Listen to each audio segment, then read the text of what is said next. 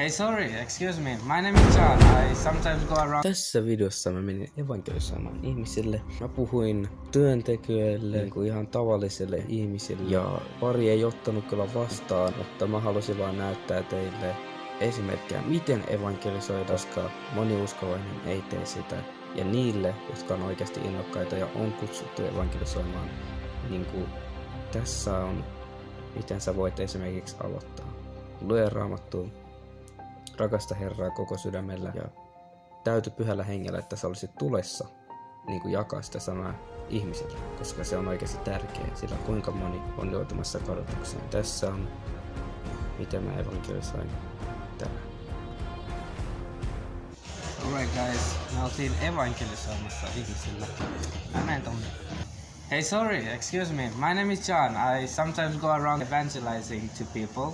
Yeah. And I was going to ask you, have you ever heard about the gospel or like, No. You probably know Jesus. Jesus is like in Christianity, this son of God.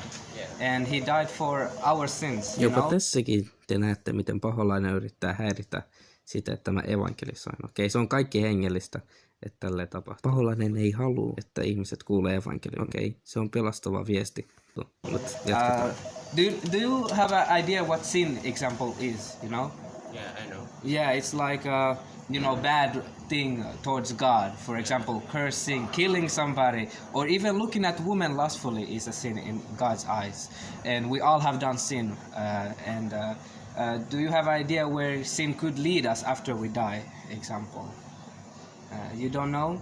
Okay, well, the gospel tells about, heaven, that is real, and also hell. Now I can have time for this thing. Tässä vaiheessa mä olin kertomassa just niinku synnin palkasta ja sen synnin vakavuudesta, että minne se johtaa, joka on helvetti. Mutta selvästi paholainen ei halunnut, että hän kuulee sen. Ja tämä epäkärsivällisyys niinku sai sen niinku vaan skippaamaan tämän, mutta se on kaikki hengellistä. Meidän pitää silti jakaa sitä sanaa, koska ihmiset ei oikeasti tiedä, että minä on joutumassa. Ja evankeliumin tärkeys on se, että ihmiset saa kuulla pelastuksen, että Jeesus on oikeasti maksanut niiden synnit ja niiden pitää vaan uskoa, että ne ei joutuisi ikuiseen kadotukseen. Että se oli mitä mä olin sanomassa. Tuossa vaiheessa olisi ehkä kannattanut ihan lyhyesti sanoa kuitenkin, että Jeesus kuoli sun syntien puolesta, mutta nyt se nyt meni ohi ja hei, kaikki ei ota vastaan, mutta pitää aina yrittää. Because I have, I'm doing my job. Okay, If okay. I am not doing nothing, Yeah. yes, of course, but I'm working. Yeah, it's really short. You can go with this thing if when people is working. That's true, that's true. You can go with someone else, he do nothing. Yeah, that's true. I just saw I know you. what I'm talking about. Yeah, I I saw. know what I'm talking about. Yeah, I saw you and just wanted to tell you, like, Yeah. God loves you. Yeah, so You know, of course, you too. Yeah, thank you very much. Yeah. Me voidaan aina rukoilla, että joku, joka ei ole ottanut vielä vastaan, voi tulevaisuudessa kanssa ottaa. Tittles. Mä olin täällä ja sometimes people don't want to receive, but hey, that's the devil working. Rukoillaan tuon miehenkin puolesta, että hänkin tulisi uskoa ja kyllä Jumala kuulee meidän rukoukset, kun edes 2 ihmistä rukoilee. Että rukoilkaa tuon miehen puolesta. Hei, anteeksi tyypit. Mun nimi on John, mä tosiaan välillä jakelen evankeliumia. Ootteko te kuullut evankeliumista? Meillä on peli kesken. Ai, on peli kesken. Joo, joku toinen kerta nyt ei. Ai jaa, mut hei, koskaan ei tiedä milloin tulee viimeinen kerta, okei? Et huominen ei ole luvattu, siksi on hyvä varoittaa tänään. Että tänään on päivä katua synnit, koska ei valitettavasti tiedä onko huomista, Että tosiaan Jeesus rakastaa teitä, kuoli teidän syntien puolesta ja, kannattaa uskoa ja katua synnit, okei? Yeah. Siunasta.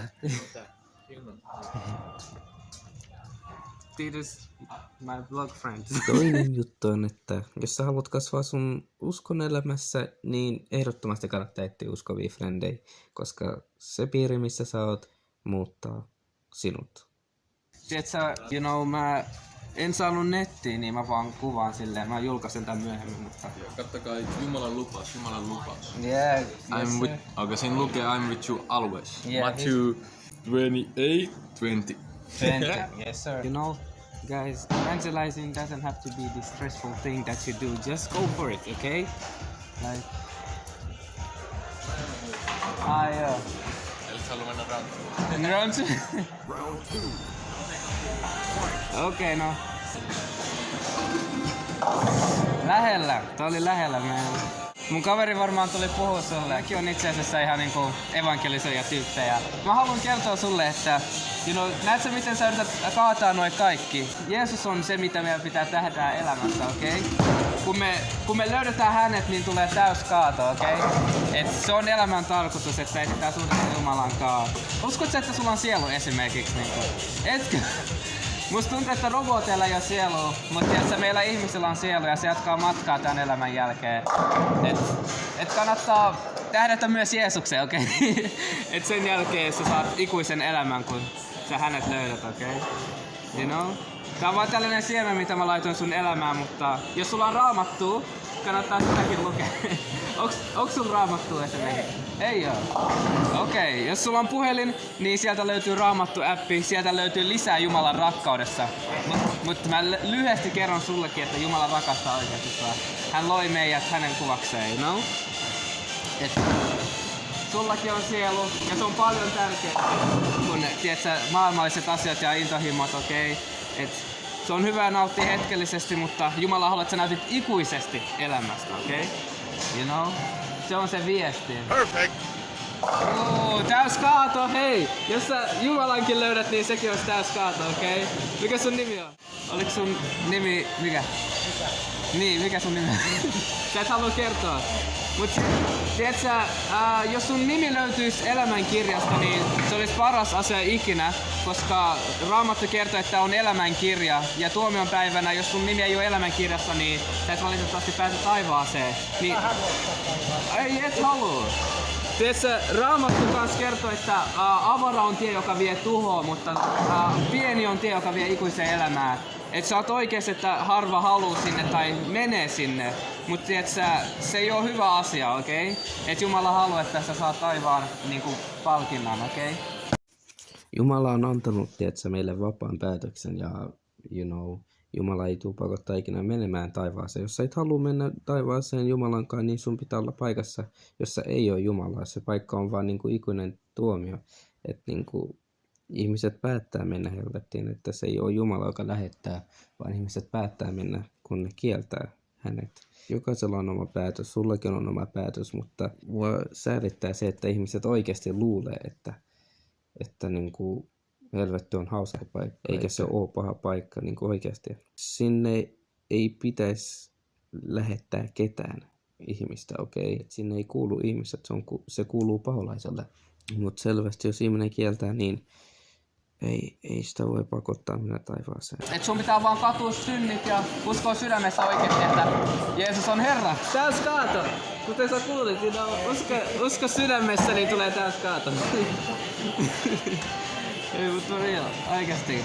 Jumala rakastaa sua ja jos tuomion päivä tulee joku päivä, sä et edes tiedä tuleeko se huomenna, että seisot sä huomenna Jumalan eessä.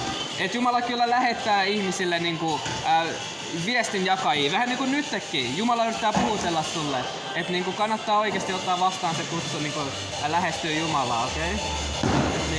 Tää elämä ei oo peli, vähän niinku mikä tää on? Tää peli. Elämä on myös vakavaa, että pitää miettiä näitä asioita, että mitä oikeesti tapahtuu tän elämän jälkeen ja mikä on elämän tarkoitus. Ja mä voin sanoa, että Jeesus on antanut mulle elämälle tarkoituksen. Ja mäkin olen saanut täyden kaadon, kun mä löysin hänet. Että tosiaan hän on vapauttanut mut ahdistuksesta ja sitten huumeista, päisteistä basically. Ja hän pystyy vapauttamaan sutkin. Että kun sä löydät Jeesuksen, niin sä löydät sen ilon ja täyttymyksen, mitä jotkut asiat ei tee. Esimerkiksi dokaaminen, se ei täytä sua.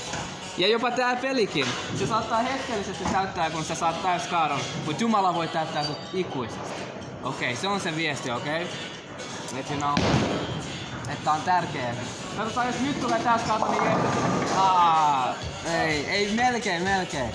Mut silleen, Jeesus on se napakymppi, mitä me tehdään elämässä. Ja tää elämä ei oo meidän, tää elämä on Jumalan, okei? Että kun ihan oikeesti. Tiedätkö, elämän jälkeen Jumala kysyy, että mitä sä teet mun puolesta, että miten sä käytät tän ajan. Että jos me ei käytätte hänelle, niin me käytettiin itselleen ja samaan aikaan paholaiselle, koska paholainenkin on totta ja hän ei halua, että sä oot niinku Jumalan silmistä tai hän ei halua, että sulla on suhde Jumalan kanssa. Et ei kannata niinku tulla paholaisen puolelle, vaan tuu sen puolelle, joka loi sinut. Okay? No niin, jos sä et valitse Jumalaa, niin sä basically valitset paholaisen, et ei kannata valita häntä, okei? Okay? No älä valitse häntä, valitse Jumalaa. Tää on vaan viesti sulle, että kannattaa katua synnit, usko Jeesukseen, niin sä pelastut. Toivottavasti joku päivä sä ainakin tulet Jumalan puolelle, mutta eikö? Damn. Mut silleen, nyt sulla on mahdollisuus kuitenkin, että tää elämä päättää, minne sä meet tän elämän jälkeen. Tiedätkö, ikuisuus on pitkä aika. Et jos miettii, että me ollaan täällä pari vuotta maks, mut sitten ikuisuus on niinku pitkä aika, se ei koskaan lopu. Et jos sä mietit, että jos sä joutuisit vaikka helvettiin, se olisi ikuinen. Koska sä et valinnut Jumalaa, että se on oikeasti tosi vakavaa niin nämä asiat. Että mä saatan sanoa silleen innokkaasti, koska mulla on pyhä henki ja ilon henki, mutta silleen tää on vakava asia, koska me kaikki kuollaan joku päivä ja meidän pitää tietää minne me mennään. Ja mä sanoin, että täys kaato! Jeesus on taas kaato. Et jos me uskotaan Jeesukseen, niin me saadaan niinku oikeasti ikuinen elämä ja tälleen. Et niinku mieluummin sinne kuin helvettiin, okei? Okay? Vaikka sinne menee moni ihminen. Okay? Tässä vaiheessa mä huomasin, että kannattaa ehkä lopettaa, koska saarnauksen pitää olla täsmällinen, ei sen tarvitse olla liian pitkä. Et täsmällinen, kotiin osuva, ja jos ei osu kotiin, niin sä voit lopettaa siihen. Mutta selvästi se ei halunnut sillä hetkellä ainakaan, mutta on hyvä jättää siemen. Että kyllä se kasvaa ajan myötä, jos Jumala tahtoo. Tää oli hyvä, mut vielä parempi on, kun sä löydät Jeesuksen. Alright, hei, mut oikeasti siunausta, että Jumala oikeasti rakastaa sinua. Click it. If somebody doesn't, receive your message, you have to go and move on to the next person. But God is good.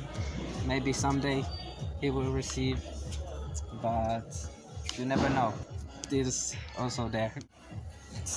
You just have to go for it, if you want to evangelize to people, just be yourself. You don't have nothing to fear. Titus is also evangelizing. This life is for God, and the thing that you do defines where you will go after this life. So you better use it for God and not for yourself. Yeah, that's the message. Believe in God. If you're a believer, then you should believe enough to do works for Jesus and stuff. So yeah, don't be afraid of people. Be afraid of God and the one who can kill the flesh. Okay. Hei, anteeksi. Moi, mun nimi on John. Mä välillä evankelisoin ihmiselle. Mä haluaisin kysyä, että tiedätkö mikä on evankeliumi?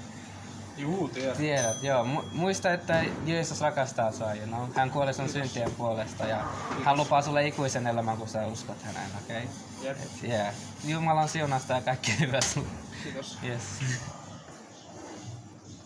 And that's how easy it goes. It's very simple, like the gospel. You just tell to people, and those who have ears to hear, they will receive. You cannot control how people receive it. You can just tell people. Even I, at start, I was afraid of going to people and evangelizing. I listened to Jesus, and he said that, if you love me, you will keep my commandments. And, spreading the gospel is keeping his commandments. And if I love my neighbor, of course I'm gonna warn them about, eternal damnation and tell them about the love of Jesus. Okay, so that's why you need to preach the gospel. Mä en halua tuomita ketään, joka ei evankelisoi, kaikilla ei ole kutsumusta. Itse asiassa mä uskon, että kaikilla on kutsumus jakaa heidän uskostaan. Mutta se pelastus tulee siitä, että sä uskot Jeesukseen, että hän kuoli ristillä, nousi 3. päivänä ja että hän on Herra, Jumalan poika, you know. Jumalalla on sulle ainutlaatuinen kutsumus ja, you know, eti suhdetta hänen kanssaan. Se, että hän tietää sut, niin se on tärkein asia, että hän tietää sinut ja sä tiedät hänet. Okay. Mun tapa ilmaista mun rakkautta Jeesuksella on esimerkiksi evankelisoida ihmisille ja mun sydän menee niille, jotka ei vielä tiedä häntä. Se, että mä tiedän paljon Jumala on tehnyt mun elämässä, niin tietenkin mä haluan jakaa sitä rakkautta ja you know, mä toivon, että moni ihminen pelastuu. Siksi mä evankelisoin. Ja sitä enemmän sä rakastat Herraa, niin sitä enemmän sä rakastat, mitä hän rakastaa ja vihaat, mitä hän myös vihaa, joka on syntiä. Että se muuttuu niin kuin sun ajatustapa. That's called repenting. Repent. Change your mind of thinking. Guys, another thing, music is very spiritual, okay? As you hear how they play rock music here, you know, it's not holy, it's not from God. But you know, if you're in church, like there's like, you know, holy music and stuff, it's for a reason, man. You know, carnal music you shouldn't listen to. I'm just saying.